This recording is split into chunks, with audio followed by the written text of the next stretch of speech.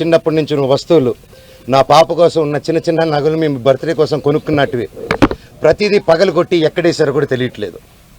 నా కారు నా 2016లో కొనుక్కున్న నా కారు టో చేసుకొని ఆల్మోస్ట్ 9 ఇయర్స్ కారు.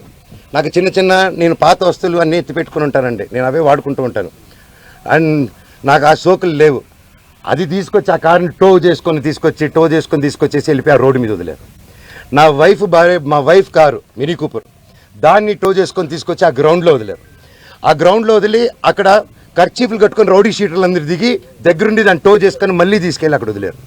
ఇవన్నీ గురువారెడ్డి గారికి అవునా ఇంత గలీజ్గా ఎందుకు చేస్తున్నారు, ఇది బాగాలేదు మనోజ్ గారు అని చెప్పి సిఐ గారు చాలా ఫీల్ అవుతున్నారు, కానీ యాక్షన్ తీసుకోలేదు. నేను వెళ్ళండి సార్ మా వాళ్ళు అన్నారంటే ఇంటికి వెళ్ళారు. ఇంటికి వెళ్ళి మా సెక్యూరిటీ ఎక్కడని చూశారు.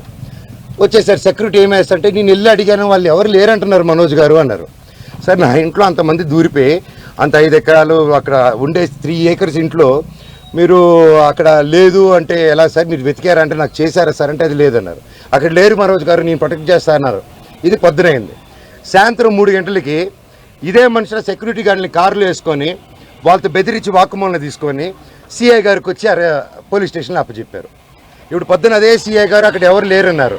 ఇప్పుడు తిరిగి అప్పచెప్పారు. సార్ మీకే ఇది చేశారు కదా, మీరే నాకు అఫీషియల్గా చెప్పినారు, కేసు కట్టండి సార్ అంటే కట్టట్లేదు. పోనీ వాళ్ళిద్దరు సెక్యూరిటీలు సార్ మమ్మల్ని కొట్టారని కేసు పెడుతుంటే వాళ్ళు కేసు తీసుకోవట్లేదు. ఆ నోట్ చేసుకొని ఎఫ్ఐఆర్ చేయాలంటే ఇదంతా నేను పై వాళ్ళతో మాట్లాడాలి, నేను నాకు రైట్ లేదు అంటున్నాడు. పోనీ నేను జైపూర్ నుంచి ఒక పక్క పాప బర్త్డే సెలబ్రేట్ చేసుకుంటూ జైపూర్ నుంచి మెయిల్ పెట్టాను, సార్ ఇలా జరుగుతుంది, గివ్ ప్రొటెక్షన్, కనీసం నా పెట్స్కి ఏం చేయకుండా చూడండి అనేసి యాజ్ సింపుల్గా నేను పెట్టాను. దానికి కలెక్టరేట్కి పెట్టాను, అందరికీ పెట్టాను. పెడితే నో రిప్లై. దానికి నేను డిజిటల్ సిగ్నేచర్ చేసి పంపించాను, నో రిప్లై. ఇవంతా చెల్లవు అని చెప్పి సిఐ గారు చెప్పారు. పోనీ కంప్లైంట్ వచ్చింది కదా సార్, యాక్షన్ తీసుకుంటే లేదు. సరే నేను ఊరి నుంచి వచ్చాను, ఊరి నుంచి వచ్చింది ఇమీడియట్గా కంప్లైంట్ డ్రాఫ్ట్ చేస్తాను. ఈ గ్యాప్లో ఏమైంది, అదే రోజు 1వ తారీఖు బార్జిన్ అయ్యారా, నేను జైపూర్కి వెళ్ళానా, అదే రోజు నైటు విష్ణు అతను ఫాలోయింగ్ కారు ఉంటుంది, ఎక్కువ కారులో అతను మనుషులు వచ్చి నా నార్సింగ్లో నా ఆఫీస్కి గోడలు దూకి లోపలికి వచ్చి నా కారుని దొంగ కీ పెట్టి స్టార్ట్ చేసుకొని ఆ కారు దొంగతనం చేశారండి. అంటే ఎందుకింత దరిద్రానికి దిగజారుతున్నాడో నాకు అర్థం కావట్లేదు. ఎందుకింత నేను కేవలం నా భైరవం, నా కన్నప్ప మీదకి నా భైరవం వదులుతాను, ఇది కాదు మనం పోరాడాలంటే ఎండి ధరల మీద పోరాడదాం, పని మీద పోరాడదాం, హెల్తీగా పోరాడదామని నా భైరవం వదులుదాం అనుకున్నాం సినిమా. ఇంకంతే భైరవం వదులుతున్నాం అనేసరికి టెన్షన్ అయిపోయి కన్నప్ప పోస్ట్పోన్ చేసుకున్నాడు. ఆ కోపం ఎలా చేసుకోవాలో తెలియక నా మీద ఇదంతా రుద్దుతున్నారు. ఇమీడియట్గా డైవర్షన్. ఇప్పుడు మా అమ్మగారికి మా నాన్నగారికి వాళ్ళకి అవసరం అండి ఈ వయసులో.